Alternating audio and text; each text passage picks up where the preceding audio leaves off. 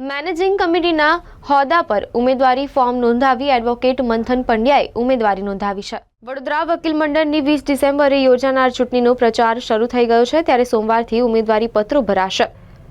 Vadodara bar association વકીલ મંડળની ચૂંટણીના ઉમેદવારી ફોર્મ ભરવાની શરૂઆત થઈ ગઈ છે અને મેનેજિંગ કમિટી હોદ્દા પર ઉમેદવારી ફોર્મ નોંધાવી એડવોકેટ મંથન પંડ્યાએ ઉમેદવારી નોંધાવી છે। મારું કાલે સાંજે મેનેજિંગ કમિટીમાં ફોર્મ ભરેલું છે।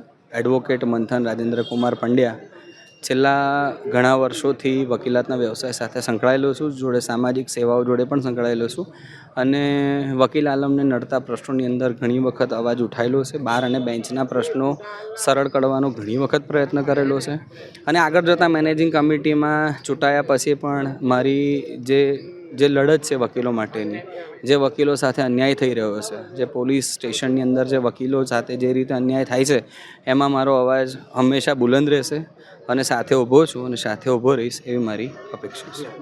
મંથન રાજેન્દ્ર કુમાર પંડ્યા।